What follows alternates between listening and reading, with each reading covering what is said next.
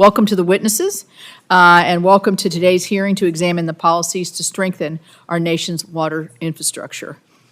Again, I want to thank the witnesses for joining us and the important work that you do every single day to deliver safe, reliable water and sanitation services in your various communities. This is our first hearing to discuss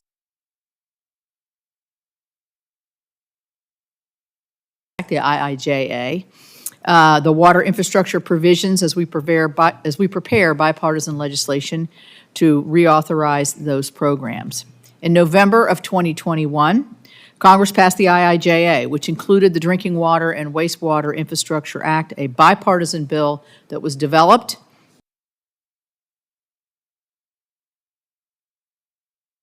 the IIJA. That legislation represented the largest federal investment in water infrastructure in our nation's history, delivering more than $50 billion for drinking water, wastewater, and stormwater programs. Since then, thousands of projects have started, including projects to upgrade treatment plants, replace aging systems, and support the needs of our small communities.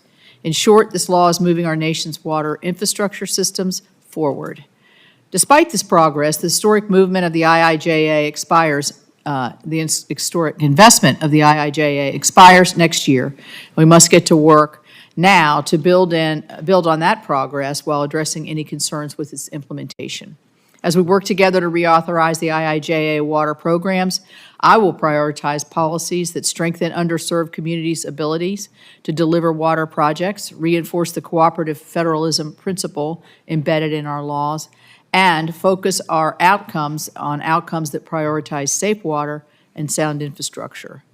I can say anecdotally, in my small state of West Virginia, there are still pockets of our communities that don't have the access to clean water, drinking water, that they should and deserve to have.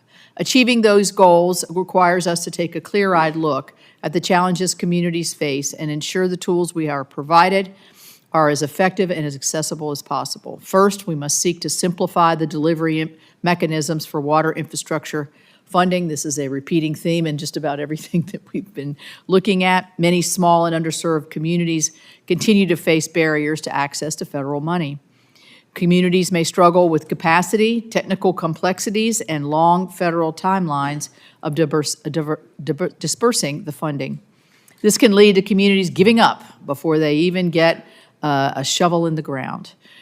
We can fix these issues by providing targeted technical resources and assistance to help utilities and local governments navigate complex funding applications and simplifying the environmental protection agencies' their processes. Second, our reauthorization should reinforce what works, including honoring the foundational principle of cooperative federalism. For decades, the Clean Water Act and Safe Drinking Water Act have recognized that states, not Washington, are best positioned to understand the infrastructure needs of our communities. Federal funding and oversight are important, but implementation must be led by the states. The Biden EPA shifted away from that balance that Congress intended between federal support and state leadership by pushing one-size-fits-all mandates and layering on new criteria that go far beyond what Congress has authorized.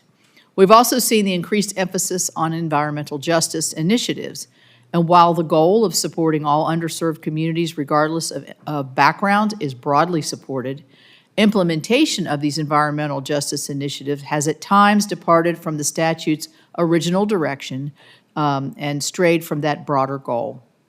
Directing resources to underserved communities was a shared goal when we wrote the IIJA, and the commitment remains. But we did not write a law that allows agencies to introduce new eligibility standards or funding formulas that may unintentionally overlook real infrastructure needs or second-guess shared priorities and state priorities. That approach is not only counterproductive, it risks leaving behind the very communities that these programs were designed to help. Across the country, many low-income and underserved communities continue to grapple with major water infrastructure needs, yet rigid eligibility requirements in recent funding programs have left some of them behind. That runs counter to the bipartisan goals that we set when this law was written to ensure all communities have a fair opportunity to benefit from these important programs. That's why we dedicated funds for systems of different sizes and why we provided state revolving funds the flexibility for each state to meet their individual needs.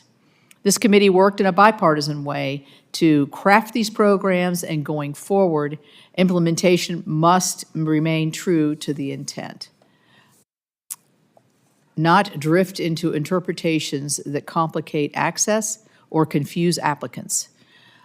My third guiding principle is that a successful bill and implementation of EPA water program must be focused on outcomes. Enacting policies that are not consistently driven by successful outcomes will help ensure that every American, no matter where they live, can count on the basic services that they deserve. That's what the committee has always focused on, and it is what I will continue to prioritize as the chair. I look forward to hearing from our witnesses and to kick off our work to reauthorize and improve our nation's water infrastructure programs.